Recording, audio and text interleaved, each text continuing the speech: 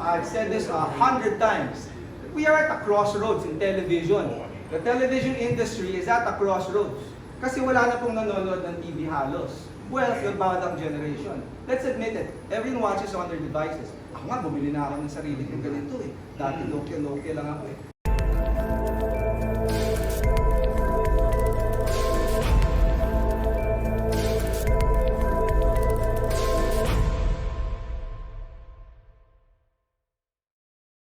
Para sa inyo as a director, gaano kahirap gumawa ng figure skating yung team, especially na ito yung first sa Pilipinas?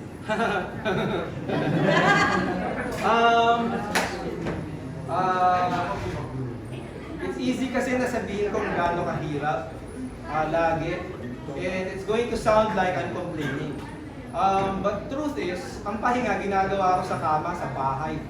Pag lumabas ako, hindi ako maasa na madalian. Hindi ganun yung buhay. So lahat naman tayo dito, tayo may pagsubok. Oras na madalian tayo. That means you're not moving forward. The physics of moving forward really is making yourself fall forward and trying to catch yourself. That's how we move forward. If we're not moving forward, we're standing still. Wala tayong natutunan. Now, I've said this 100 times. We are at a crossroads in television. The television industry is at a crossroads. Kasi wala na pong nanonood ng TV halos. Well, the badang generation. Let's admit it. Everyone watches on their devices. Ako nga, bumili na ako ng sarili kong ganito eh. Dati Nokia lang ako eh. Well, for a different reason. Pero, siguro, that made my head turn. Fear made my head turn. Fear na mawalan ako ng trabaho. But what's fueling me right now is not fear. I see it as a challenge and I embrace that challenge. The challenge is what? The challenge is for us to continue the television industry. Pakilala natin sa mundo kung ano yung television industry ng Pilipinas. It's not, we're not content creators for YouTube.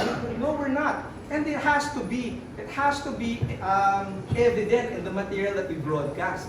This is not something you can see on YouTube by YouTube content creators. Not something you can see on TikTok unless we post it.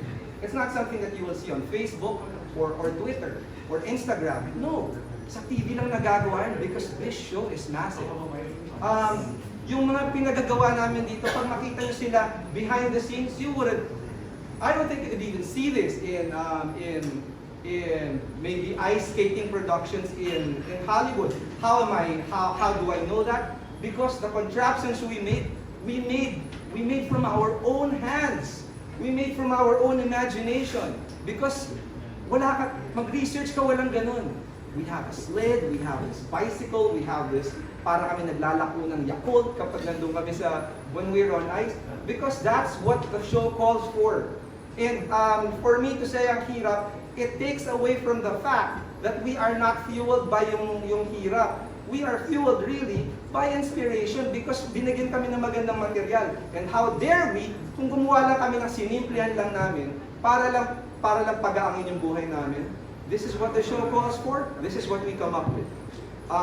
And kung nakatrabaho mo kasi the show kasi, also part of the challenge is putting everyone together. Okay lang, nagtitaping kami lagi. A group of like 100, 200 people, production people, who have been to tapings all their lives. Pero ngayon, nagpasok kami ng isang bagong mundo. Mundo ng mga skaters. When we say skaters, it's not just figure skaters. We have hockey players to push our contraptions around.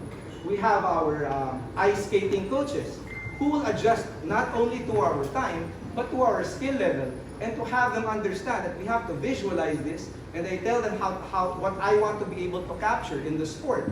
Tapos sila rin, when they talk to us, kami rin, we have to be a sponge enough to absorb that yung sport is also about this, so I also have to capture that with the help of my team.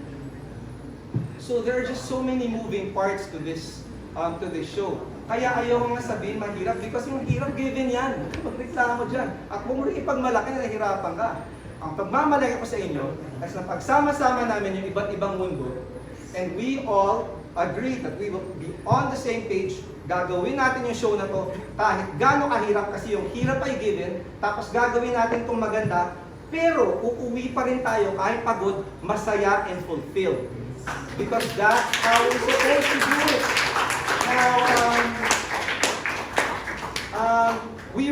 have our reasons for making the show. Siguro si Sir Jojo, na-inspire siya, nakakita siya ng ice skaters nung ginawa nila yung concept. Ay, maganda yung concept ng na merong ice skating. Si Ashley, she'll be motivated by, uy, this is my sport, silang ice skate, this is my sport. I wanna do well. Mahal ko yung sport ko eh. Ating skating coach, si Coach Anna, who doesn't really need to work for the show, but because she lost her husband 7 months, sorry, I had to mention it, 7 months, 8 months ago, si Oji, who was the best coach, unanimously when I asked her, he was the best coach, skating coach, and she's doing it for him. Kasi mahal niya yung asawa. We will all have our reasons, and all the reasons will be different. But there will be one thing that will be in common. We did it because we love something. Love was a common factor, and love is what you should be able to see in the show. If you don't feel it, then we are failing you as entertainers.